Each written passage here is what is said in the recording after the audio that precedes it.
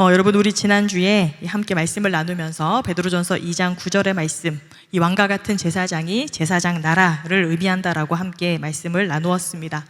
이 말은 원래 개인의 부르심이 아니라 하나님을 왕으로 모시는 제사장 공동체의 선언이라 말씀드렸는데 기억하시죠? 이 제사장 나라가 어떤 나라입니까? 우리가 아닌 하나님이 왕이시라는 것, 그리고 교회는 함께 제사장의 사명을 감당해야 한다라는 것, 그리고 제사장은 자기 자신을 위한 것이 아니라 타인을 위한 존재라는 것, 이것들을 우리가 함께 나누었습니다. 그런데 우리는 왜 이 구절을 오랫동안 이 개인을 향한 그런 언어로 읽어왔을까? 지난주에 이어서 조금 더 말씀을 드리면요, 그것은 5세기 교부였던 히에로니무스, 그러니까 제롬이라고 하는 사람이 라틴어 성경, 이 불가타역을 옮기면서 이 구절을 바로 왕다운 제사장직이라는 이 개인적인 언어로 바꿨기 때문에 그렇습니다. 그리고 이 번역이 중세시대를 거치면서 또 이 권력의 언어로 굳어지게 되었습니다. 여러분, 크리스텐덤이라는 단어가 있습니다. 이 뜻이 무엇이냐면 이 기독교 왕국을 가리키는 의미입니다. 즉, 교회가 그 시대, 그 사회의 중심이 되는 것을 의미합니다. 그래서 태어나면 자동으로 세례를 받게 되고, 또 결혼도 교회에서 하게 되고, 또 죽으면 교회 땅에 묻히게 되어지는 그러한 시대를 일컫는 것입니다. 그래서 이때 당시에는 교황의 말이 황제의 말보다 더 무거운 시대입니다. 그래서 그 시대의 교황청은 이 제사장직을 독점했고요, 또 교황과 이 성직자 계급만이 하나님 앞에 설 수 있고, 또 평신도들은 그들을 통해서만 하나님께 나아갈 수 있는 그런 구조를 갖추게 되었습니다. 그래서 여러분들이 아시는 것처럼 면죄부를 사야 죄가 사해지고, 또 파문을 당하게 되면 완전히 교회뿐만 아니라 사회에서 추방이 되어지는 그런 시대였습니다. 그러한 시대에 이러한 구조에 바로 루터가 맞서게 된 것이죠. 하나님 앞에 서는 것이 일부 소수 성직자들의 그런 전유물이 되어서는 안 된다라는 것을 이야기한 겁니다. 그러면서 내세웠던 또 우리에게 익숙한 개념이 하나 있죠. 만인 제사장설. 세례받은 모든 신자가 하나님 앞에 직접 설 수 있다라고 하는 아주 놀라운 선언이었습니다. 여러분, 그때 당시를 생각해 보시면 왕도 아주 최고의 권력자였고, 또 사제가 왕보다 더 높은 그런 권력의 자리에 있기도 했던 그러한 시절입니다. 그러한 시절에 내가 왕이고 내가 제사장이다, 이 말을 들었던 그 평신도들 가슴이 얼마나 이렇게 뛰었겠습니까? 우리가 그러한 귀한 존재구나. 그래서 당시 시대를 보면 아주 굉장히 혁명적인 그러한 단어였습니다. 그래서 교황과 성직자만이 하나님 앞에 설 수 있는 것이 그 시대에 이 지배하고 있었던 사상이었는데, 그러한 사상과 이 정면적으로 또 맞선 것이기 때문에 그렇습니다.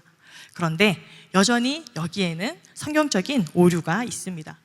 여러분, 사진으로 다시 한번 우리가 정리해 보면 이렇게 이 교회가 중심이 되었던 크리스텐덤 시대, 이 중세 시대가 그러한 시대였죠. 자, 그런데 여러분, 지금 시대는 우리가 어떻다라고 할 수 있겠습니까? 교회가 중심이 되는 이런 크리스텐덤의 시대가 아니라 포스트 크리스텐덤의 시대를 지금 우리가 살아갑니다. 요즘은 이 교회가 사회의 중심이었던 그런 시대가 아니라 왠지 신앙을 이야기하면 뭔가 이상한 취급을 받게 되어지고, 또 이런 기독교적인 이런 가치관들이 소수 의견으로 또 밀려나지는 이런 시대를 지금 우리가 살아가잖아요. 또 여러분, 엄밀하게 말하면 사실 한국 교회에서는 교회가 이 크리스텐덤이었던 그런 시대가 없었습니다. 왜냐하면 단 한 번도 기독교가 국교가 되었거나 했던 적이 없기 때문에 그렇죠. 그런데 이러한 이 시대를 우리가 살아가는데 만인 사제론, 그 다음에 전신자 제사장, 이러한 개념들이 사실 우리에게 잘 와닿지 않는다라는 거예요. 그리고 여러분, 이 말에는 또 이러한 오류가 담겨 있습니다. 여러분, 제사장에게 요구되는 것은 아주 전적인 헌신이 필요합니다. 그런데 이 만인 제사장론, 이런 것이 이렇게 퍼지게 되면 또 어떠한 오해를 갖게 되냐면 마치 정당한 권위에도 순종하지 않으려고 하는 그런 어떤 핑계처럼 이 말들을 사용하게 된다라는 거예요. 그러면 어떻게 될까요? 이 교회에는 무질서가 또 팽배하게 되어지고, 또 이 헌신에 하향 평준화를 가져올 수밖에 없다라는 거예요. 그래서 여러분, 결론은 무엇이냐면 이 성경이 이야기하는 제사장 나라, 그리고 제사장직이라고 하는 것은요, 단순히 이 교회 안에서의 우리의 사명을 이야기하는 것이 아니라 세상을 향한 그 소명을 감당하는 것, 거기에 초점이 있다라는 거예요. 우리의 이 신앙생활 하는 것들이 이 세상 가운데에서 다른 사람들에게 어떠한 영향을 끼칠 수 있는 것인가, 어떠한 모습으로 비춰질 수 있는 것인가? 우리는 이것들에 우리의 사명이 있음을 기억해야 한다는 거죠. 여러분, 우리가 이 말씀을 지금 같이 읽고 있는데요, 베드로전서, 이때 당시 성도들이 살았던 그 시대, 이 초대교회도요, 이 교회가 이 크리스텐덤의 시대가 아니었던, 오히려 그 이전의 시대였습니다. 프리크리스텐덤의 시대였고, 이 황제를 숭배하기를 거부했던 이 신자들은 소수일 수밖에 없었고요, 또 이방인들 사이에서도 굉장히 또 이질적인 그런 집단으로 비춰질 수밖에 없었다라는 것. 이런 점에서 우리가 지금 살아가는 오늘날의 이 시대와 또 초대교회 성도들의 그 시대가 비슷하다라고 우리는 볼 수 있습니다. 그래서 이 베드로 전서를 통해서 우리에게 주시는 그 말씀들이 이 시대를 살아가는 우리들에게 아주 큰 영적인 교훈을 주게 되는 것이죠. 오늘 11절 말씀을 보시면요, 이렇게 오늘 말씀을 시작합니다. 사랑하는 자들아, 겨루민과 나그네 같은 너희를 권한다. 여러분 기억하시죠? 우리 베드로전서를 시작할 때도 우리를 가르쳐서 뭐라고 이야기했습니까? 너희는 나그네다. 이 땅에 잠시 머물러 사는 그런 존재다. 그렇게 우리를 이야기합니다. 여러분, 이것이 우리 그리스도인들이 잊지 말아야 할 가장 중요한 정체성이라는 거예요. 우리가 나그네라는 것이 어떠한 뜻입니까? 우리는 이 땅에 속해 있는 사람이 아니라는 거예요. 즉, 이 세상의 평가, 이 세상의 가치, 이런 것들로 우리가 좌우되는 사람들이 아니라는 것. 그렇기 때문에 우리는 잠시 이 땅 가운데 살아가지만 늘 하나님을 의식하면서, 하나님을 두려워하면서 하나님의 뜻에 합당한 그러한 삶을 살아가기 위해서 우리는 늘 그렇게 애써야 한다라는 거예요. 여러분, 바람이 있습니다. 그죠? 이 바람은 그물이 아무리 촘촘해도 그 그물에 걸리지 않아요.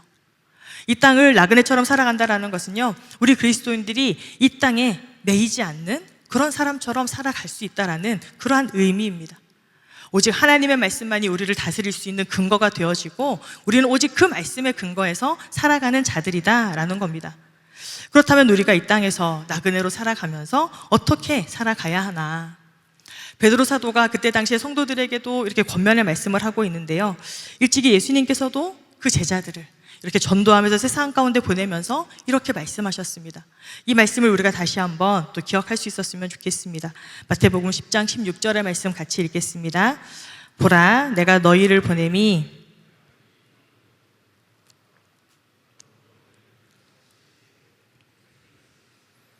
아멘. 이 땅에 나그네로 파송된 우리에게도요, 여전히 이 두 가지가 동시에 필요합니다. 이 뱀같이 지혜로워야 한다. 여러분, 우리는 좀 뱀에 대해서 오해하잖아요. 굉장히 이렇게 교활하고 아주 나쁜 그런 동물로 우리가 생각하는데, 예수님께서 우리에게 뱀과 같이 지혜로워야 한다, 이렇게 말씀하셨습니다. 이 뱀같이 지혜롭다는 건 이런 뜻이 있는 거예요. 냉철하게 상황을 판단할 수 있는 그런 지혜가 있다는 것, 감정에 치우치지 않고 현실을 분별할 수 있는 그런 분별력을 가졌다는 거죠. 또 언제 말을 하고 언제 침묵할지를 가려낼 수 있는 그런 말과 또 이 침묵의 조화를 아는 것. 그렇게 되면 이 세상의 압박과 유혹 앞에서도 물러서지 않는 그런 확신을 가지고 또 흔들리지 않는 그런 담대함을 가질 수 있다는 거예요. 우리가 이 기독교가 소수인 이러한 시대를 살아가려면 이런 뱀과 같은 지혜로움이 지금도 우리에게 필요하다는 겁니다. 그런데 예수님은 이 뱀과 같이 지혜로워야 한다고만 말하지 않고 동시에 비둘기같이 순결해야 한다, 우리에게 말씀하십니다. 여러분, 우리 안에는요, 끊임없이 매일같이 이렇게 올라오는 그런 정욕들이 있어요. 우리가 끊임없이 다투어야 하는, 이따가 같이 나누게 될 텐데, 그런데 이 비둘기같이 순결해야 한다는 건 그런 내 안에 그런 자기 중심성들, 이러한 동기들이 오염되지 않는 것을 이야기하는 거예요. 오직 하나님의 뜻만 바라는 그런 정결함이 우리 안에 있어야 된다는 것. 그런 정결함이 있을 때 어떻습니까? 우리의 신앙이 겉과 속이 다르지 않고 교회와 밖이 다르지 않는 그런 일관된 모습들을 가질 수 있다라는 거예요. 그래서 우리가 말하는 대로 살 수 있는 그런 일관성들이 바로 이런 순결함, 또 이런 정결함에 있다는 거죠. 그렇게 되면 우리가 세상 가운데에서도 이런 부조리한 현실을 살아가면서도 우리 그리스도인들의 그런 품위를 잃지 않는 그러한 태도를 가질 수 있는 것이 바로 이런 비둘기 같은 순결함, 그 거룩함에 있다라는 거예요. 여러분, 이 두 가지가 동시에 있어야 하는 이유가 있습니다. 여러분, 지혜만 있으면 어떻게 될까요? 그 지혜는 자칫 날카로워질 수 있다는 거예요. 지혜가 또 자기 속에 있는 이런 자기 중심성과 결합하게 되어지면 그것이 정말 이 뱀의 교활함으로 나타난다는 거죠. 그래서 세상 가운데 타협하고 또 쉽게 변질할 수 있다는 겁니다. 그런데 반대로 여러분, 이 순결함만 있으면 어떻게 될까요? 세상 가운데에서 우리가 내 자신을 지키지 못하는 그런 연약함에 우리가 흔들릴 수 있다는 겁니다. 그래서 이 둘이 함께 우리가 있어야 이 땅 가운데 나그네로서의 삶을 잘 살아갈 수 있다는 겁니다. 그런데 이 두 가지를 우리가 잘 붙잡고 살기 위해서 먼저 해결해야 할 것이 있는데, 우리 본문 11절의 말씀 함께 읽겠습니다. 사랑하는 자들아, 거류민과 나그네 같은 너희를 권하노니 영혼을 거슬러 싸우는 육체의 정욕을 제어하라. 아멘. 우리 안에 이 육체의 정욕이 있는데 이것들을 우리가 제어해야 한다는 거예요. 그런데 오늘 말씀을 자세히 보시면 이 내면의 싸움이라고 이렇게 표현합니다. 이 육체의 정욕이 우리에게, 우리 영혼, 이 영혼은 우리의 삶 전체를 의미하는 거예요. 우리의 삶을 향해서 끊임없이 이 전쟁을 걸어온다라는 거예요. 그래서 이 베드로 사도가 우리에게 요청하는 것은 무엇이냐면, 그러한 정욕과 맞받아서 싸우는 것이 아니라 그렇게 싸움을 걸어오는 정욕을 제어해야 한다, 우리에게 그렇게 이야기합니다. 왜 똑같이 싸워라, 맞싸워라 이렇게 이야기하지 않고 제어하라 그렇게 이야기를 할까요? 이 싸우는 것과 제어하는 것의 그 차이, 여러분, 똑같이 붙잡고 싸우면 어떻게 되냐면 이런 정욕을 우리가 적으로 이렇게 설정을 해버리고 계속 거기에 우리 에너지를 다 소비해버리는 거예요. 그러다 보면 그냥 그 싸움 자체에 우리는 소진할 수밖에 없는 거죠. 그런데 이 베드로 사도가 우리에게 요청하는 것은 무엇이냐면 그것을 제어해야 한다라는 거예요. 이 제어하다라는 뜻이 무엇이냐면 일정한 거리를 두고 떨어져서 붙잡아야 한다는 거죠. 여러분, 우리가 이 권투시합, 이 경기를 할 때도 싸우는 선수들이 있고요, 또 그 선수들이 정당한 룰에 의해서 잘 싸우도록 이렇게 심판하는 감독들이 있습니다. 심판들이 있잖아요. 우리가 제어한다라는 건 우리가 똑같이 그냥 같이 싸우는 것이 아니라 우리가 이 심판관의 자리에서 우리의 그런 정욕들을 컨트롤하고 또 훈련하고 조절하는 그런 노력들이 필요하다라는 겁니다. 즉 여러분, 우리가 성숙한 그리스도인이 된다는 것은요, 먼저 내 안에 이러한 정욕이 있다라는 것을 인정하는 데에서 시작합니다. 아, 나는 이제 예수님을 잘 믿고 내 믿음이 성숙했기 때문에 나는 더 이상 이런 정욕에 끌려다니지 않아, 이렇게 이야기하는 것은요, 스스로를 속이는 거예요. 그리고 어떻게 보면 그렇게 생각하면 오히려 더 쉽게 넘어질 그런 기회들이 많아지는 거죠. 오히려 내 안에 이러한 정욕들이 있다는 것을 인정하고 그것에 끌려가지 않기 위해서 우리는 최선을 다해서 노력해야 하는 거예요. 자, 그렇다면 여러분, 우리 안에 우리가 날마다 제어해야 할 이 정욕이라는 것이 무엇일까요? 좀 어렵게 들리죠? 그리고 언뜻 이 정욕이라고 이야기하면 어떤 성적인 그런 욕망들을 우리가 가장 먼저 떠올릴 수 있는데, 그것뿐만이 아니라 우리가 살아가면서 우리가 겪게 되어지는 또 우리 안에서 나타나는 그런 모든 욕망들을 이야기하는 겁니다. 재물에 대한 재물욕, 명예욕, 또 우리가 이 시대를 살아가다 보니까 더 많은 것들을 우리가 가지고 소비하고 싶은 그런 소비욕이 있을 수도 있죠. 또 요즘 우리 이 20대, 30대 청년들은 또 어떻습니까? 내가 하는 그 일들, 그 분야에 인정받고 싶은 그런 인정 욕구들이 또한 우리 안에서 계속해서 올라올 수 있습니다. 그리고 또 우리가 가장 또 중요시 여기고 또 가장 우리가 경계해야 될 것이 무엇이냐면 그게 바로 우리 안에 있는 자기 중심성이라는 거예요. 여러분, 우리는 죄인이잖아요. 우리 안에 이 끊임없는 자기 중심성이 있다는 거예요. 이 자기 중심성이 무엇이냐? 내가 원하는 것을 얻기 위해서 타인을, 그리고 공동체를, 심지어 하나님까지도 수단으로 쓸 수 있는 그런 정욕들을 자기 중심성이라고 이야기하는 겁니다. 그렇기 때문에 우리는 끊임없이 이 내면에 있는 이런 정욕들과 싸움을 치열하게 벌여야 한다는 거예요. 그렇지 않으면 어떻게 될까요? 동화되는 거죠. 동화되고, 여기 보시면 그렇게 정욕들이 매일같이 우리에게 싸움을 걸어온다라고 이야기하잖아요. 자, 그러면 이런 문제가 있을 수 있어요. 목사님, 저는 별로 제 안에 이러한 정욕들이 싸움을 일으키고 있지 않은데요. 이건 어떻게 해석할 수 있을까요? 그런 정욕들이 일어나지 않을 만큼 정말 예수님과 같은 그런 믿음의 단계를 소유했기 때문일까요? 그렇게 되면 참 좋겠지만 쉽지 않죠. 자, 여러분, 우리가 싸움을 걸 때 아예 싸움을 걸지 않는 경우는 어떤 경우가 있을까요? 싸워보지 않아도 될, 저건 싸워보나 마나 나한테 이길 수 없는 그런 존재들은 아예 건드리지도 않는 거죠. 그런데 우리 안에 이러한 이 정욕들이, 이런 정욕에 대한 이런 싸움들이 치밀하게 일어나지 않는다면 내가 이미 이 세상에 너무나 이렇게 익숙해져 있어서 그냥 사탄이 우리를 쟤는 건드리지 않아도 돼, 쟤는 그냥 알아서 넘어질 아이야, 이렇게 내버려 둘 수도 있다는 거죠. 그래서 여러분, 우리는 우리 안에 이러한 내면의 싸움을 우리가 주목해야 합니다. 그래서 이러한 싸움들이 없다면 왜 내가 이 싸움들을 느끼고 있지 못하는가를 한번 돌아볼 수 있는 시간들이 되었으면 좋겠고, 또 우리가 이 내 자신과의 이런 정욕과의 싸움을 하지 않으면 어떻게 되는지 아세요? 이 방향이 자꾸 엉뚱한 곳으로 간다는 거예요. 나를 돌아보고 나를 성찰하고 내가 하나님을 더 닮아가기 위해서 애써야 되는데 그 방향이 자꾸 밖으로 향한다는 거. 저 사람은 어떻고, 저 사람의 신앙은 어떻고, 우리 교회가 어떻고, 교회는 이게 문제고 세상은 이게 문제고, 끊임없이 밖으로 그 눈들을 향하게 된다는 거죠. 여러분, 이것은 어떻게 보면 영적인 교만함인 거예요. 우리 이것들을 경계하면서 늘 겸손한 마음으로 이 싸움들을 해나가야 합니다. 여러분, 이 로마서 7장에 보면요, 사도 바울도 눈물로 이런 고백을 했습니다. 내가 원하는 바 선은 행하지 아니하고 도리어 원하지 아니하는 바 악을 행하는도다. 여러분, 사도 바울이 어떤 사람입니까? 약한 사람이 아니에요. 믿음이 적은 사람이 아니죠. 그런 바울 역시도 매일같이 이 싸움을 직면하면서 이렇게 정직하게 고백하고 있는 겁니다. 사랑하는 여러분, 그렇기 때문에 우리가 매일같이 때로는 이 싸움에서 지는 것처럼 느낄지도 몰라요. 그러나 우리가 포기하지 않는 것 그 자체가 승리인 줄로 믿습니다. 우리가 매일같이 내 내면들을 돌아보면서 또 내 안에 이런 정욕들과 끊임없이 씨름할 수 있는 또 그런 용기 있는 사람들이 될 수 있기를 축복합니다. 그런데 여러분, 우리가 이 싸움을 이렇게 할 수 있는 그 이유가 있습니다. 왜냐하면 바로 하나님께서 우리 안에 주신 자유가 있기 때문에 그렇습니다. 우리 본문 16절 말씀 같이 읽겠습니다. 너희는 자유가 있으나 그 자유로 악을 가리는 데 쓰지 말고 오직 하나님의 종과 같이 하라. 아멘. 하나님께서 이미 우리 안에 그런 것들에 얽매이지 않을 수 있는 그런 자유를 허락하셨다라는 거예요. 그런데 우리가 이런 내적 싸움을 포기해버리면 그 자유가 엉뚱한 방향으로 흘러간다라는 것. 베드로 사도는 이것을 우리에게 경고하고 있습니다. 그러면서 자유로 악을 가리는 데 쓰지 말라 이렇게 우리에게 권면합니다. 여러분, 이 자유로 악을 가리는 데 쓴다라는 말은 무엇일까요? 여러분, 이 말은 이렇게 설명할 수 있습니다. 우리 안에 있는 이런 자기 중심성, 우리 안에 이런 정욕들이 있는데 그런 내 안에 있는 이기적인 그런 동기들을요, 그냥 그럴싸한 말들로 포장하는 거예요.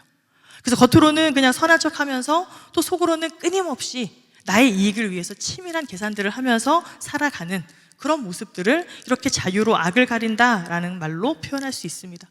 어떻게 보면 오늘날 세상 사람들이 그렇게 이야기하는 아주 이 현실적인 처세술, 이러한 것들도 우리가 포함될 수 있다는 거예요.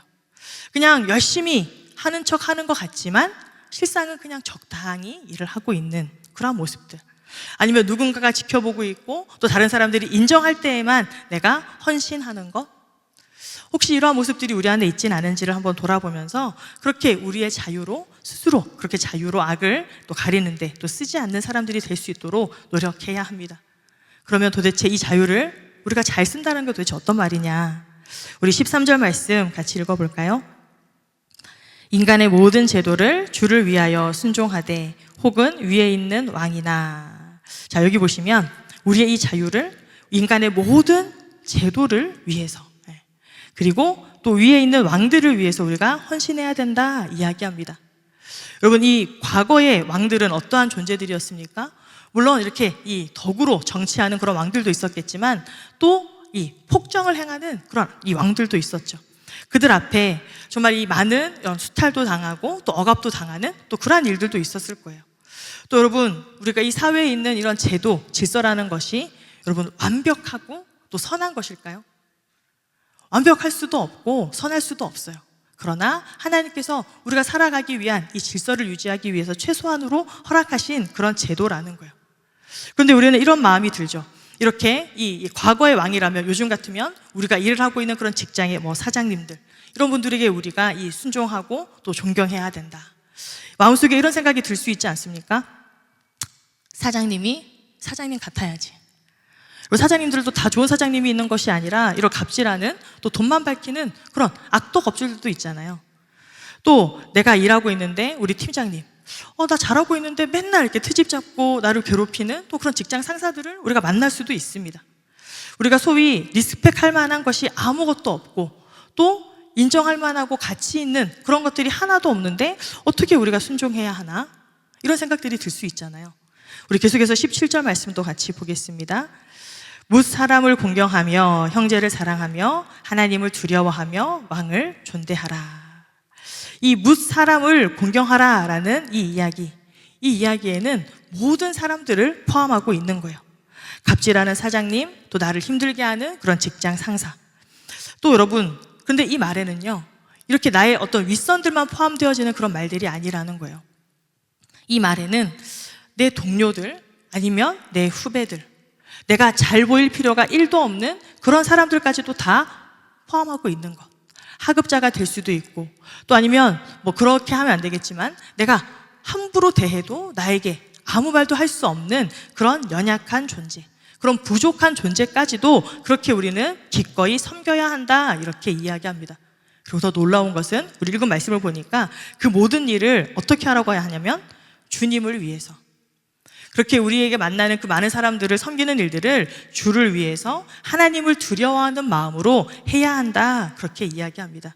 즉 여러분, 그냥 힘의 논리에 따라서 나보다 직급이 높고 또 그냥 힘이 있어서 내가 그냥 어쩔 수 없이 순종하는 그런 마음이 아니라 하나님이 주신 그런 마음을 가지고 마치 주님을 우리가 위해서 하는 일같이 그렇게 하라는 거예요. 여러분, 이 자유라는 말 어려운 말이죠.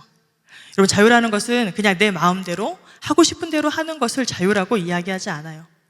상대방을 배려하지 않고 그냥 내 마음대로, 내 감정대로, 그냥 불편한 것은 불편한 대로 다 받아치고 내가 상처받는 것들은 다 똑같이 갚아주고, 때로는 하나님을 망각한 채로 내 멋대로 구는 것, 그것은 우리가 자유가 아니라 방종이라고 이야기합니다. 그런데 이와 반대로요, 이 자유에서 한 걸음 모자라면 어떻게 될까요? 우리는 비굴한 그런 자리에 되게 되는 거죠. 그냥 그 힘의 논리에 의해서 우리가 억지로 마지못해서 하게 되면 여러분, 우리 스스로 안에 있는 그런 자율성들이 훼손되어서 그런 일들을 하면서 자꾸 더 우리는 비참해지고 또 우리의 영혼이 피폐해지는 것들을 경험하게 된다는 거예요. 그런데 우리가 하나님을 경외하는 마음으로, 내가 하나님께서 주신 그런 자유를 가지고 있는 자유인이라는 그 마음들을 가지고 우리가 기꺼이 이웃들을 섬기고 봉사하는 자리에 있게 되면 우리는 비굴해지지 않아도 되고 또 방종으로 치닫지 않는 그런 진정한 자유자로서의 그런 존엄성들을 지키면서 살 수 있다는 거예요. 어려운 말이지만 자유인이 스스로 그런 종의 자리를 선택하는 것, 그런 자유인의 역설이 하나님께서 우리에게 주시는 진정한 해방감이라는 거예요. 여러분, 고린도전서 9장 19절에 보면요, 사도 바울이 이렇게 말한 바가 있습니다. 내가 모든 사람에게서 자유로우나 스스로 모든 사람에게 종이 된 것은 더 많은 사람을 얻고자 함이라. 여러분, 예수님도 힘이 없으셔서, 능력이 없으셔서 십자가를 지신 것이 아닙니다. 가장 낮은 모습으로, 인간의 모습으로 기꺼이 우리를 위해서 그렇게 섬겨주셨고 또 목숨을 내어주셨잖아요. 여러분, 마틴 루터는요, 이 1520년도에 이 그리스도인의 자유라는 그 책에서 이렇게 이야기했습니다. 그리스도인은 만물 위에 군림하는 가장 자유로운 군주이며 아무에게도 예속되지 않는다. 동시에 만물을 섬기는 가장 충성스러운 종이며 모든 이에게 예속된다. 사랑하는 여러분, 쉽지 않은 줄 압니다. 그러나 우리가 하나님의 사람답게, 또 우리가 하나님의 종이라는 그 마음가짐들을 가지고 우리가 세상 가운데 우리가 다른 사람들을 그렇게 좀 멋있게, 그렇게 당당하게, 또 겸손하게, 또 그렇게 섬기면서 살아갈 수 있는 저와 여러분이 될 수 있었으면 좋겠습니다. 나를 힘들게 하고 때로 나를 고통스럽게 하고 또 때로는 나보다 부족한 그 사람까지도 우리가 넉넉하게 품을 수 있는 그런 하나님의 사람들이 될 수 있기를 축복합니다.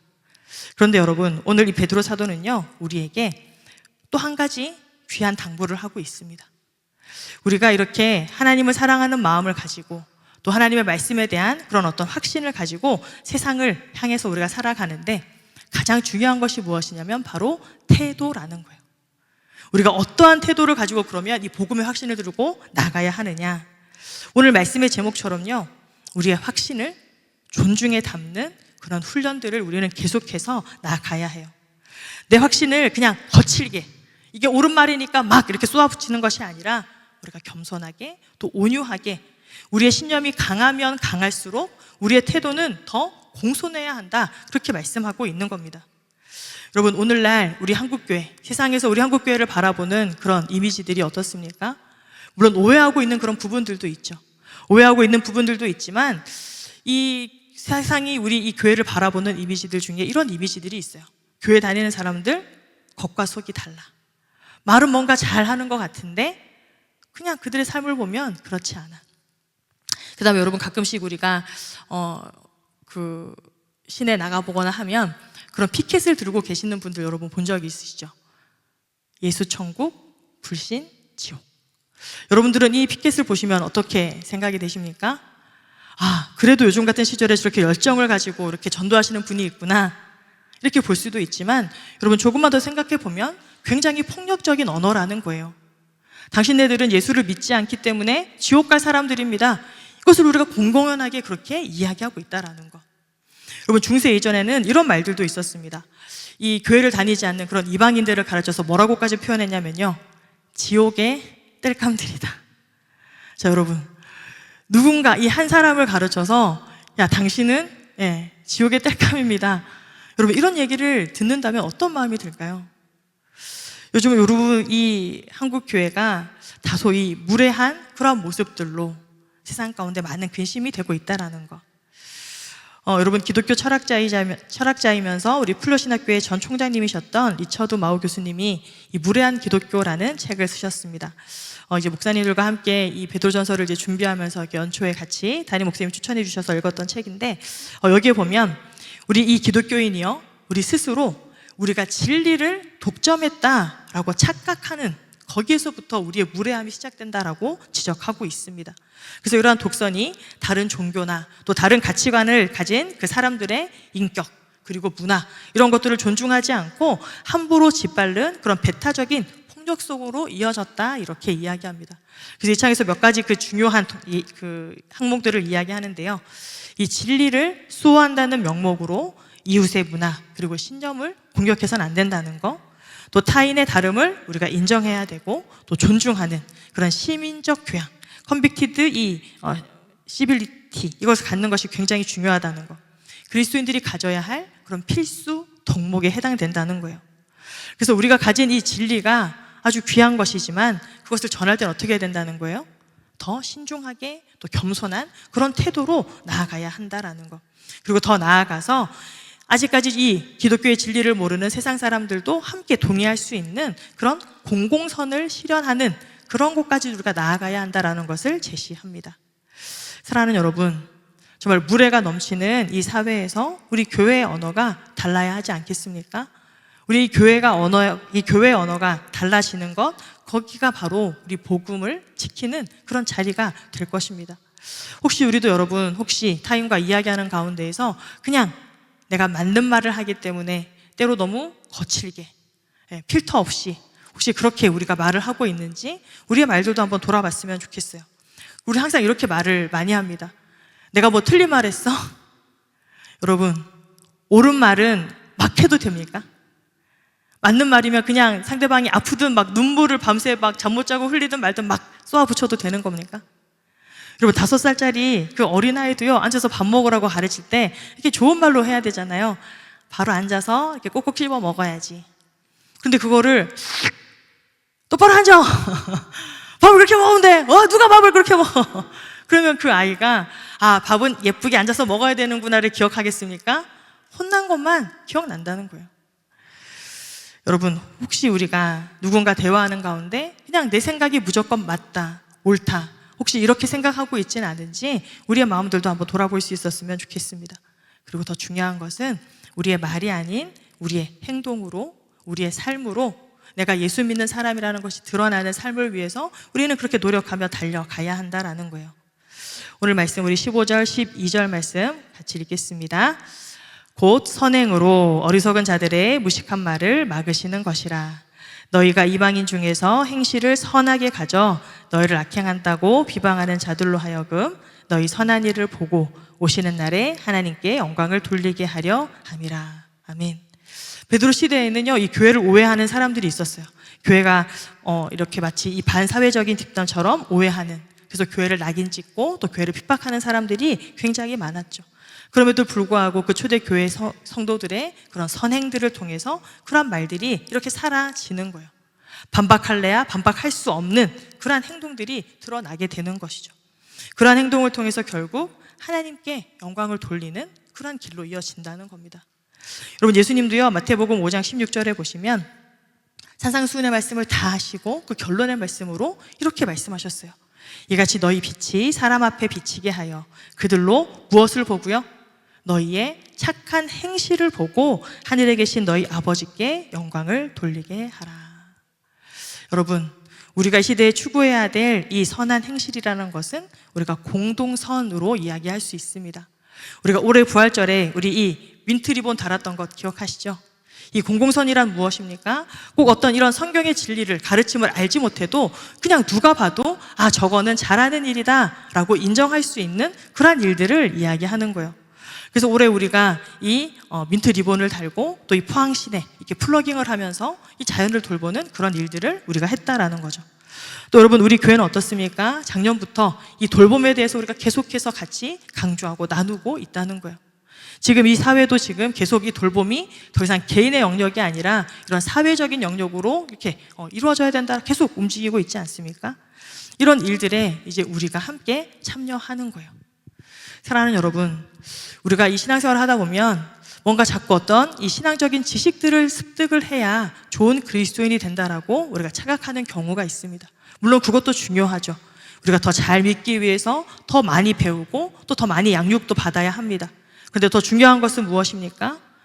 우리가 깨닫고 우리가 믿고 또 우리가 알고 있는 그런 믿음들이 우리의 그 삶의 자리에서 그냥 작은 부분이라도 드러나게 하는 것이 훨씬 더 중요하다라는 것. 말을 그럴싸하게 하는 것이 중요한 것이 아니라 우리의 착한 행실을 보고 세상 사람들이 아, 하나님이 그래도 살아 계시는구나, 저들이 믿는 저 하나님이 아, 저렇게 선한 분이구나, 그렇게 알게 해야 된다라는 거예요. 사랑하는 여러분, 하나님을 경외하고 하나님을 두려워하는 사람은 세상 앞에 비굴하지 않을 수 있는 줄 믿습니다. 그리고 나를 힘들게 하는 그 사람 앞에서도 쉽게 무너지지 않을 줄 믿습니다. 그러면서도 하나님께서 우리에게 주신 그런 자유자의 마음으로 우리가 겸손하게 또한 그 상대방을 존중하며 그렇게 섬길 수 있는 줄로 믿습니다. 사랑하는 여러분, 우리가 청년의 때에 우리의 믿음들이 더 견고해져 가고 또 우리의 어떤 이 신념들이 더 확고해져 가는 이러한 이 시기를 우리가 보내고 있는데요. 우리의 이런 확신들을 존중에 담아서 하나님의 자녀로 우리의 착한 행실을 통해서 하나님의 살아계심을 이 세상 가운데 또 많은 사람들에게 나타나며 살아가는 거룩한 제사장의 나라, 그리고 믿음의 공동체가 되어지기를 주님의 이름으로 축복합니다.